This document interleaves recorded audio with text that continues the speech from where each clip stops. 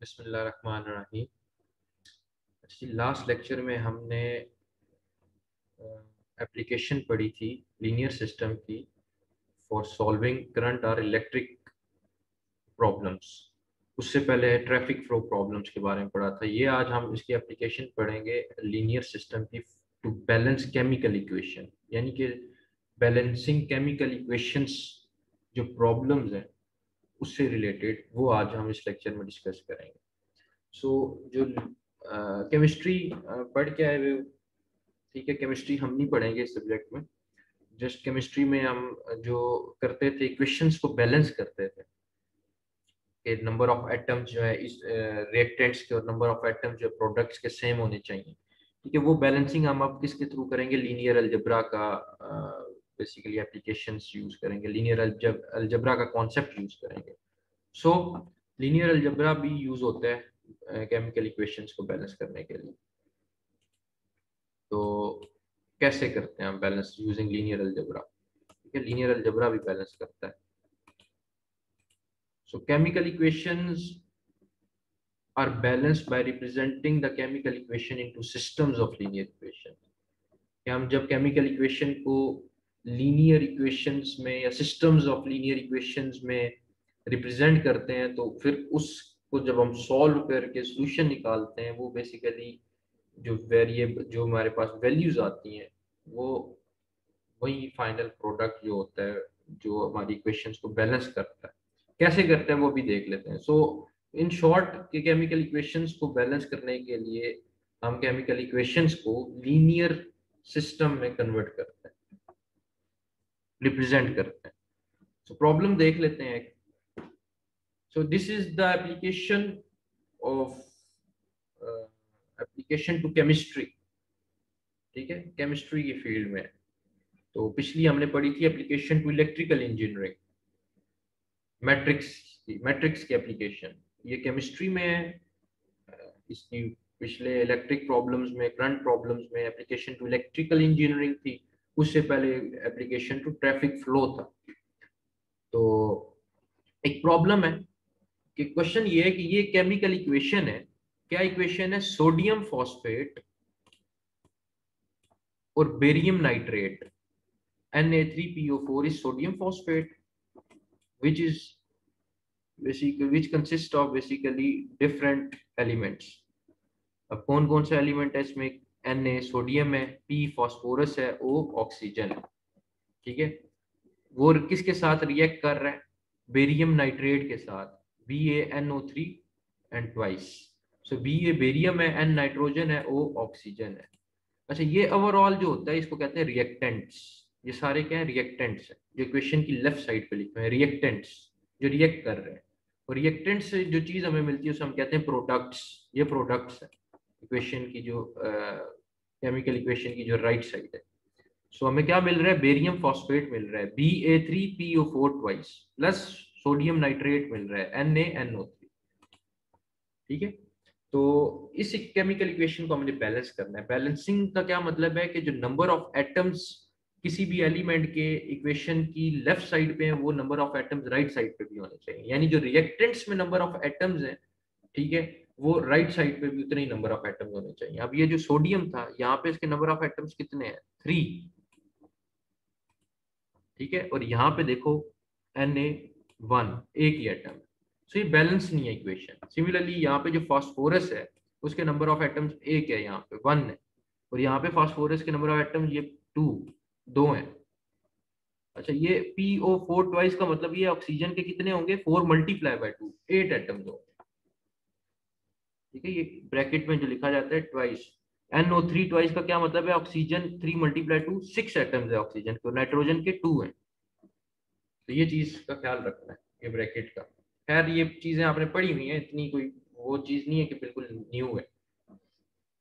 तो ये रिएक्टेंट्स और ये प्रोडक्ट्स।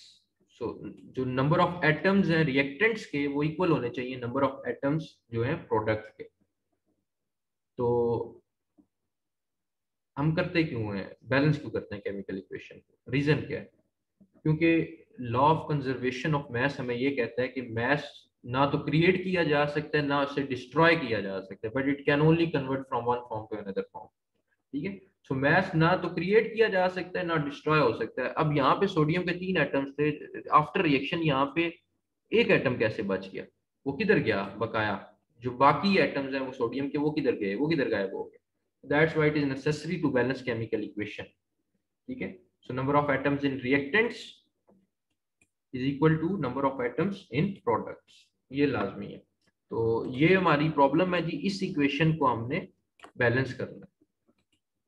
तो इसमें डिफरेंट एलिमेंट्स हैं, सोडियम है, फास्फोरस है, ऑक्सीजन है, बेरियम, नाइट्रोजन। ठीक है। तो there are 5 different elements, oxygen ये भी है और ये भी है। तो 5 डिफरेंट एलिमेंट्स।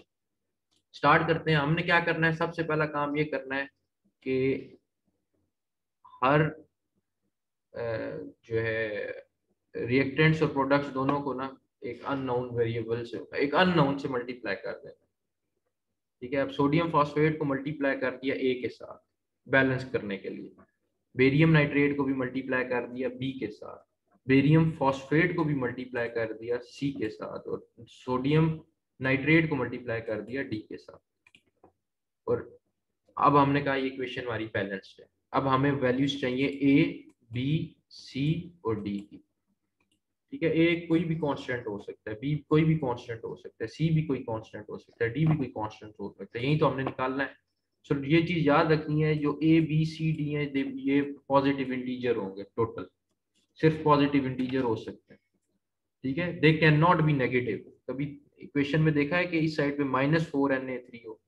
सो ये जो ए बी सी डी होंगे ये पॉजिटिव इंटीजर्स होंगे। ठीक है। पॉजिटिव इंटीजर बेसिकली एक whole number which is greater than zero, ऐसा होल नंबर जो जीरो से ग्रेटर हो, which is not a fraction और डेसिमल फ्रैक्शन, जो फ्रैक्शन भी ना हो डेसिमल फ्रैक्शन भी ना हो, यानी 1/3 फ्रैक्शन की फॉर्म में भी ना हो इस तरह, या 0.33 इस फॉर्म में भी ना हो। ठीक है। होल नंबर हो लेकिन ग्रेटर देन जीरो, जीरो भी ना हो। ठीक है। यानी ये जो ए बी सी डी है ये पॉजिटिव इंटीजर्स हो सकते हैं सर। ऐसे ही होता था ना केमिकल रिएक्शन को बैलेंस करते हुए, यानी कि इनकी value whole number greater than zero, यानी नेचुरल नंबर 1 2 3 4 5 6 7 8 9 10, इनमें से कोई भी वैल्यू हो सकती है। फ्रैक्शन में नहीं हो सकती। ठीक है। डेसिमल फ्रैक्शन में, फ्रैक्शन में नहीं हो सकती, जीरो भी नहीं हो सकती, नेगेटिव भी नहीं हो सकती। ये इस चीज का ख्याल रखना है बैलेंस करते हुए। और जो नंबर ऑफ एटम्स है, सेकंड जो पॉइंट है, नंबर ऑफ एटम्स दोनों साइड पे, लेफ्ट साइड यानी रिएक्टेंट साइड पे और राइट साइड यानी प्रोडक्ट साइड पे, वो इक्वल होने चाहिए। ठीक है। सो अब इक्वेशन है लेफ्ट और राइट साइड की। अब सबसे पहले मैंने आपको कहा था कि आपके पास डिफरेंट जो है वो क्या नाम है एलिमेंट्स हैं, 5 डिफरेंट एलिमेंट्स थे। कौन कौन से आपने अलग कर लिए, sodium, phosphorus, oxygen, barium, nitrogen. अब इक्वेशन की लेफ्ट साइड और राइट साइड क्या होनी चाहिए, इक्वल होनी चाहिए। सो इक्वेशन की लेफ्ट साइड और इक्वेशन की राइट साइड इक्वल होनी चाहिए। तो आपने लिख दिया लेफ्ट, यानी number of atoms on left side of chemical equation and number of atoms on right side of chemical equation. अब ये क्या चीज है, इसको देख लेते हैं। अब ये देखो यहाँ पे सोडियम जो है, सोडियम के कितने एटम्स है, 3 × A। मतलब यहाँ पे ए की जगह लेट्स सपोज आपके पास 5 होता, तो आप क्या कहते हैं, सोडियम के कितने एटम्स है, 5 × 3 15। सो 5 को क्या कर रहे थे, 3 के साथ मल्टीप्लाई कर रहे थे ना। सो अब ये क्या होगा, 3 सोडियम 3 × A, और कहीं सोडियम है नहीं है, यानी इक्वेशन की लेफ्ट साइड पे क्या होगा, सोडियम के साथ 3A, और यहाँ पे सोडियम ये है, यानी डी मल्टीप्लाई हो रहा है, इज इक्वल टू डी, 3A इज इक्वल टू डी। यानी सोडियम के साथ इक्वेशन की लेफ्ट साइड पे जो है वो 3 × A एटम्स और राइट साइड पे डी एटम्स। ठीक है। तो यही चीज लिखी हुई है, 3A is equal to D. अब आते हैं फास्फोरस पे। ठीक है। फास्फोरस पे देखो, फास्फोरस जो है पी, यहाँ पे फास्फोरस के साथ कितने एटम्स हैं, ए, ए, ए ही आएगा। यहाँ पे फास्फोरस नहीं है, इज इक्वल टू, यहाँ पे भी नहीं, यहाँ पे है ये। सो फास्फोरस जो है यहाँ पे ये है 2P, यानी 2C, 2C होगा, क्योंकि ये फास्फोरस के साथ ये 2 है और ये मल्टीप्लाई बाय सी, यानी A is equal to 2C। तो यहाँ पे फास्फोरस के साथ क्या आएगा, A is equal to 2C, A is equal to 2C। अब आगे आ जाओ, ऑक्सीजन। अब ऑक्सीजन के साथ देखो, ये जो ऑक्सीजन है इसके साथ यहाँ पे क्या है, 4A एटम्स, यहाँ पे भी ऑक्सीजन है, तो ये 2 और ये B plus 2B is equal to, ये ऑक्सीजन है 2C, 2C, और यहाँ पे भी ऑक्सीजन है, ये क्या हो जाएगा 3D प्लस 3D। ठीक है, 4A plus 2B is equal to 2C 3D। 4A plus 6B है, 2B नहीं है, हाँ सॉरी, ये 6B होगा, ये 3 2s are 6 है ना, और 6B होगा यहाँ पे, तो वो करेक्ट कर लेना। ठीक है, तो ऑक्सीजन के साथ क्या आ गया, 4A प्लस 6B, और यहाँ पे 8C होगा, ये भी गलती होगी, ये 4 मल्टीप्लाई बाय 2 8, और ये 8C होगा।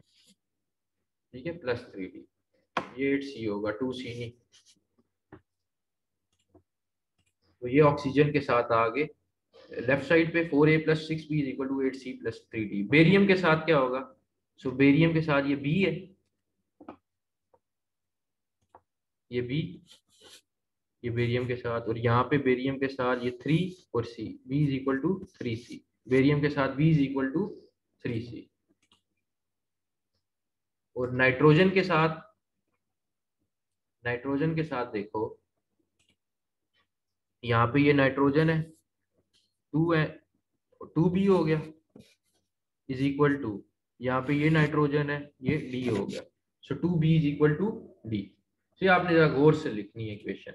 सो ये आपने लिख दी 2B is equal to D, ये आपने इक्वेशंस लिख दी जितने भी अननोन एलिमेंट्स, जितने भी एलिमेंट्स थे उनके लिए, 3A is equal to D for sodium and so on. अब इन इक्वेशंस को अरेंज कर लो, अरेंज कैसे करोगे, 3A minus D is equal to 0 हो जाएगा, ये A minus 2C is equal to 0 हो जाएगा, इन सबको अरेंज करोगे तो ये फॉर्म बन जाएगा, ये 3A minus D 0, A minus 2C, मतलब तमाम वेरिएबल्स दूसरी साइड पे ले आए, 4A plus 6B minus 8C minus 3D is equal to 0, B minus 3C is equal to 0, 2B minus D, यानी ये D इधर आ गया तो क्या बन गया, 2B minus D is equal to 0। Equations को रीअरेंज कर लिया।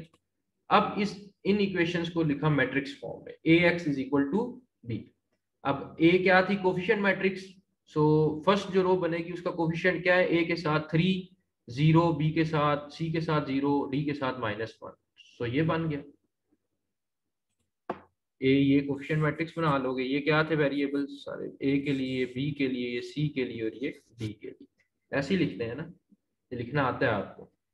अब क्योंकि आपके पास 5 थी तो 5 क्रॉस 5 की मैट्रिक्स बनेगी। X क्या है, अननोन वेरिएबल्स है, so X is equal to ABCD, 4 unknowns थे आपके पास, 4 थे ना, A B C और D, 4 अननोन्स थे, तो X is equal to ABCD।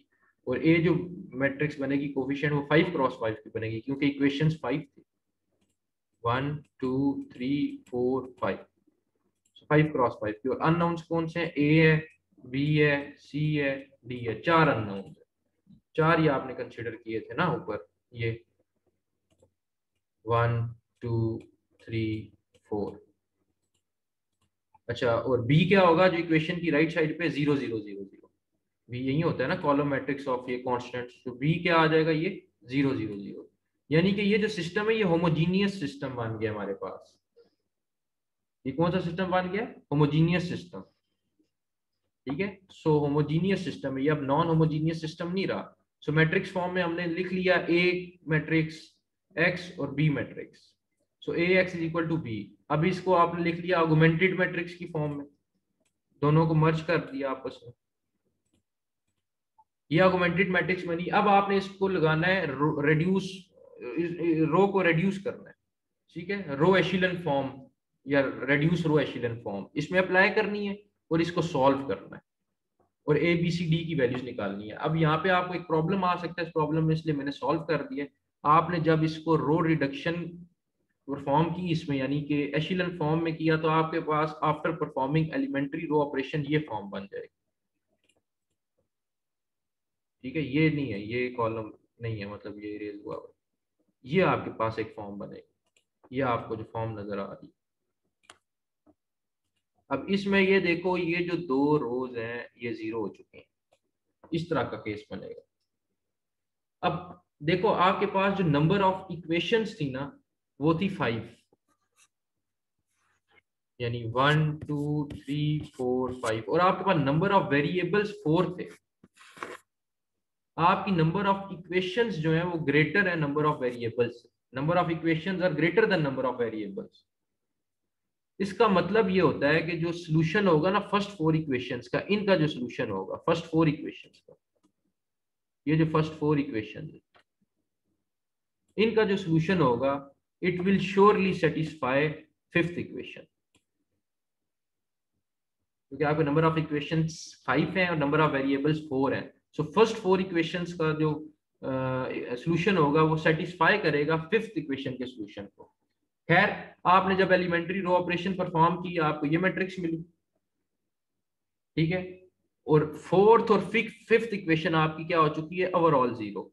जब आप इसको रिड्यूस करोगे ना ये फॉर्म बनेगी, यानी कि जो ये फोर्थ इक्वेशन थी ये वाली, और ये फिफ्थ इक्वेशन थी, ये आपस ये दोनों क्या हो चुकी हैं, जीरो।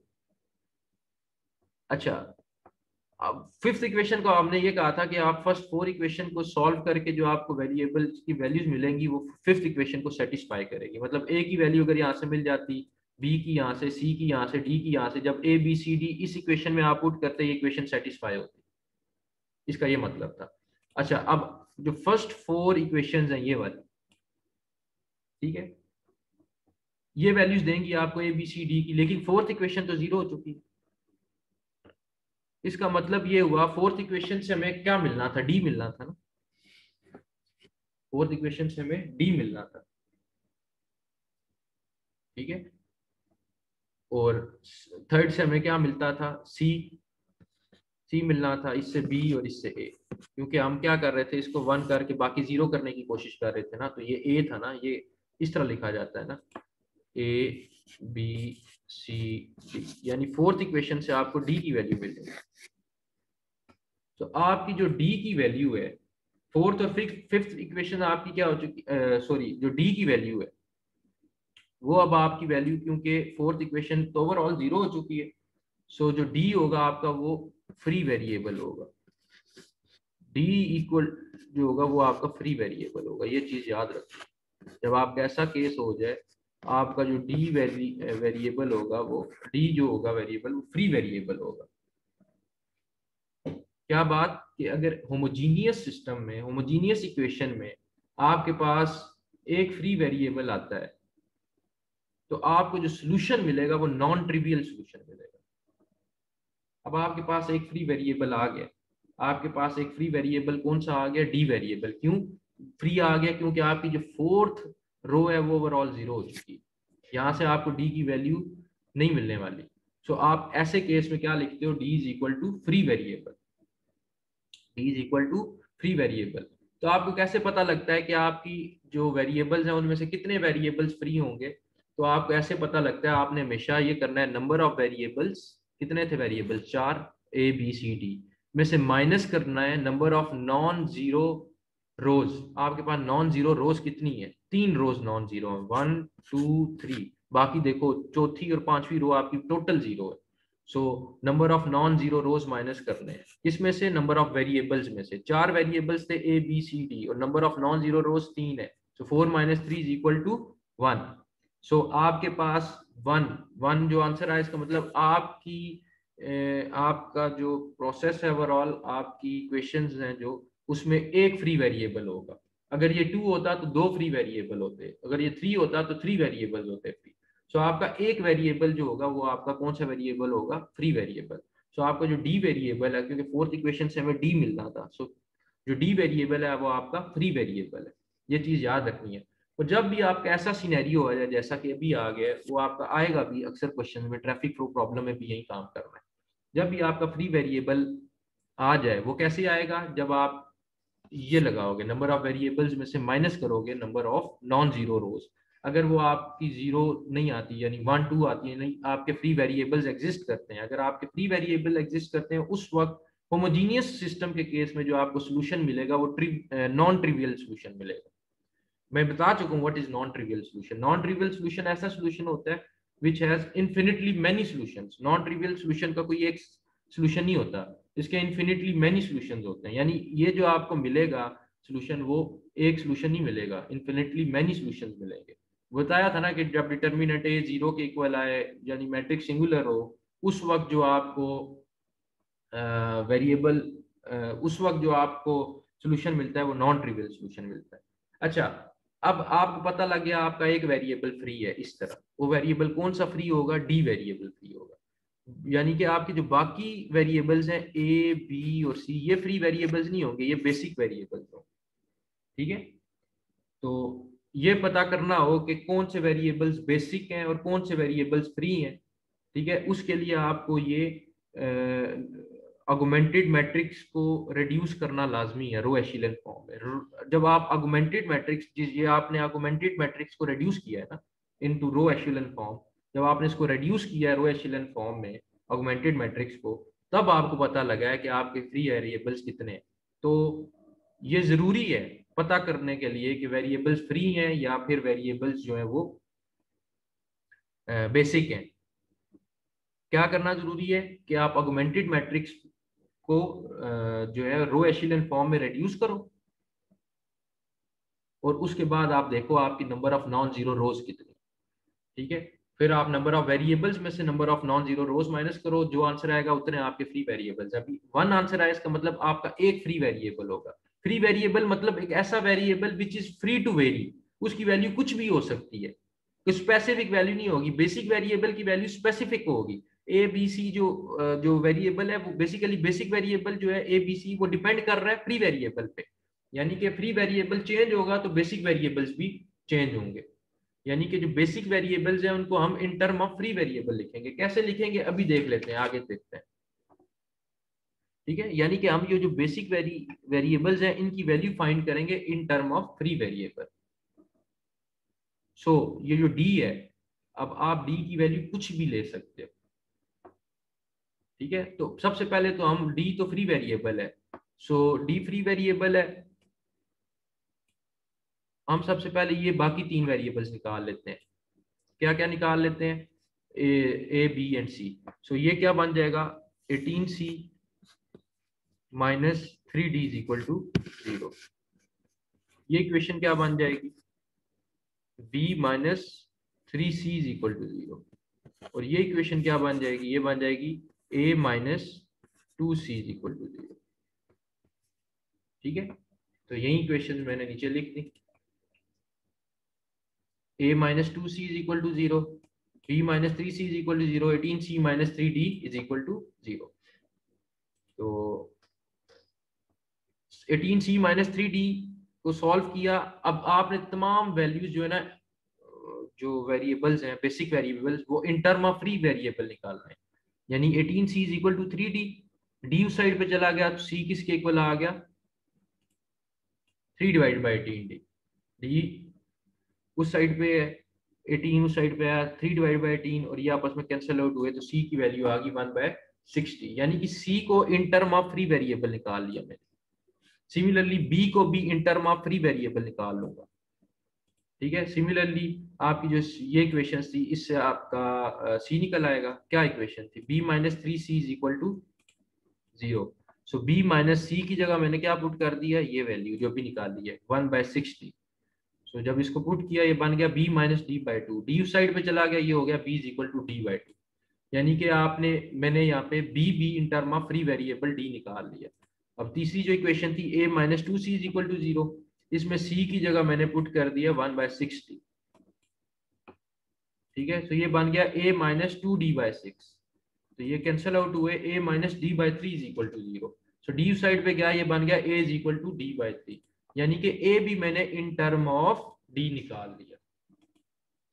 अब जो d था वो फ्री वेरिएबल था, तो यानी ये मेरे जो जनरल सॉल्यूशन आए, जनरल सॉल्यूशन यानी जो बेसिक वेरिएबल्स थे वो क्या थे? a is equal to d/3, b is equal to d/2 and c is equal to d/6। तीनों वेरिएबल्स मैंने in term of free variables निकाल दिए। सो अब d जो है डी की वैल्यू आप कुछ भी ले सकते हो, डी फ्री वेरिएबल था, यानी कि D is free to very.